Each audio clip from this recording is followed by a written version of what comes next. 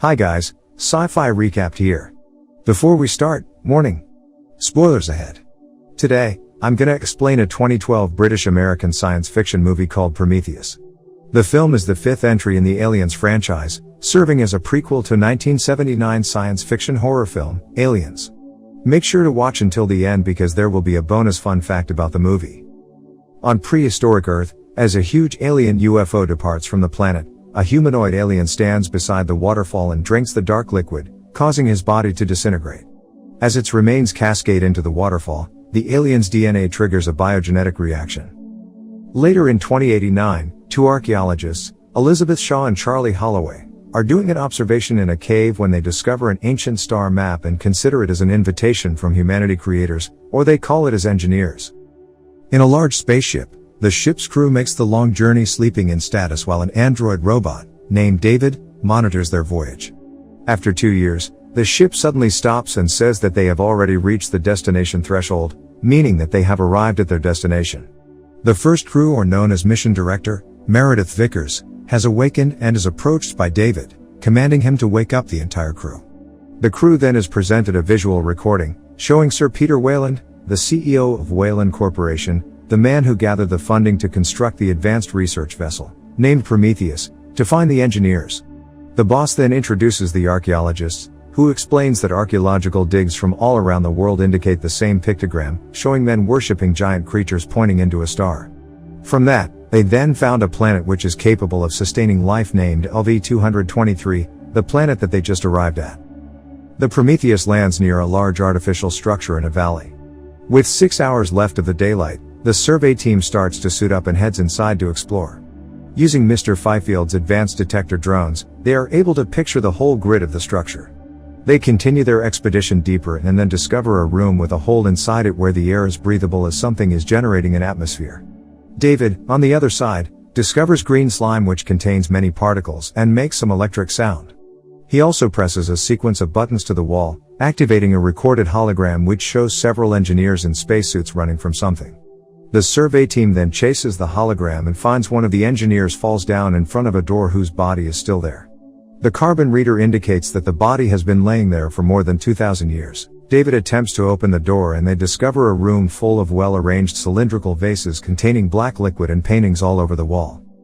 Suddenly, the control unit detects incoming silica storms and the survey team immediately starts to fall back.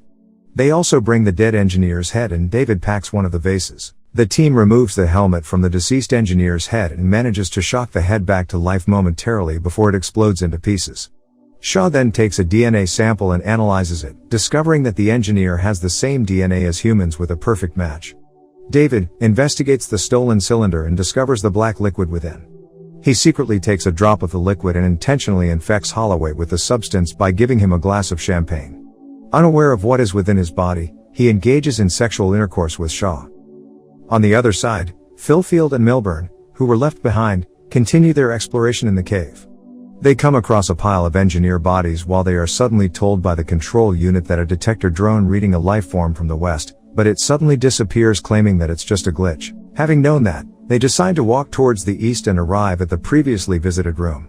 They spot something slithering in the river of black liquid and suddenly a snake-like creature pops out. The aggressive creature then attacks Milburn. Philfield tries his best to help his mate but it ends up breaking his arms and killing Milburn. It also sprays corrosive fluid towards Milburn's helmet, destroying it and burning his face. The next day, the crew returns to the structures while David suddenly stops and turns to another direction. He then discovers a room containing a surviving engineer kept in a status. He attempts to press the buttons, causing a chair to swivel out and commencing the engineer's hologram. An engineer is spotted playing a flute and suddenly a huge space map appears, highlighting Earth as its next destination. On the other side, the crew finally finds Milburn's corpses, but Holloway's condition is getting worse as the side effect of consuming the black liquid. They then rush back to Prometheus. Vickers is already waiting for them, preventing Holloway from getting into the ship. Equipped with flamethrowers, she finally burns him to death. On the ship, Shaw is being examined by David who reveals she is 3 months pregnant. That's quite odd as they only had the intercourse 10 hours ago.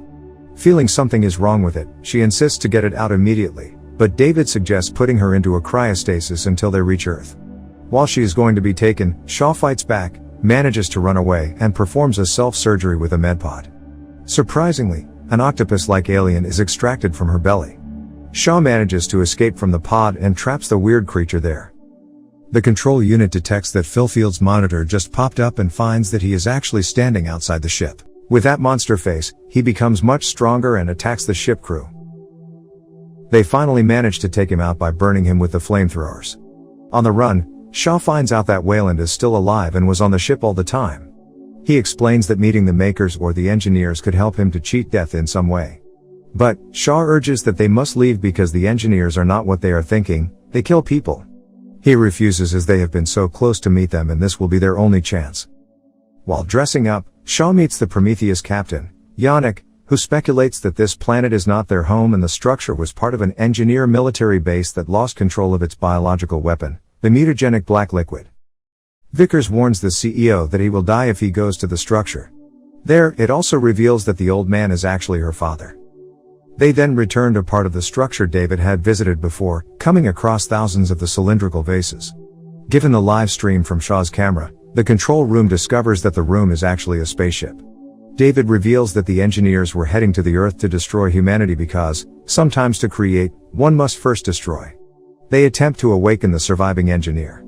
As he wakes up, David speaks to him to explain what Wayland wants. Unfortunately, the engineer responds by decapitating David, killing Wayland and team. Shaw manages to escape, but the engineer touches a ball of green energy, activating the spaceship and bringing out a weapon-like chair. He sets the course back to Earth to continue his mission to destroy humanity and the ship starts taking off. On the other side, Shaw urges Yannick to prevent the alien spaceship from flying even further. Convinced by Shaw, the captain manages to stop the ship by crashing it with the Prometheus, killing himself and his remaining crew. Only Vickers who manages to escape from the ship, ejecting in an escape pod.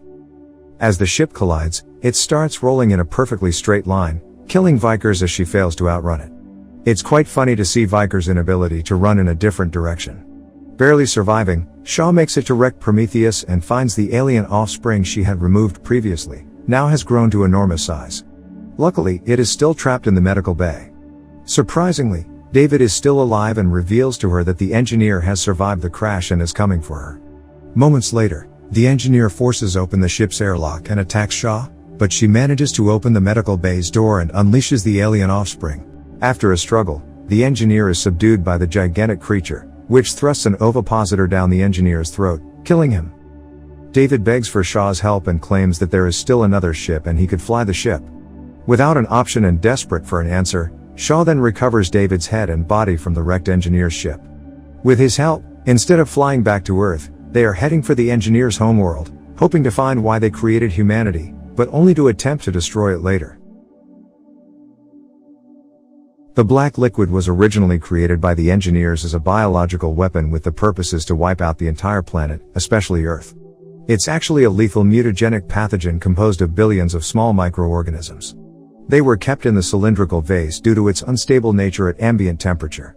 As we saw in the previous scene where the crew force into the room and disrupt the atmosphere, the black liquid begins to react. We also have seen throughout the movie that the creatures infect the hosts, causing them to mutate, turning them later into more aggressive and stronger creatures. Subscribe to watch more videos like this, turn on notifications, and leave a like to help the channel out. Thank you for watching.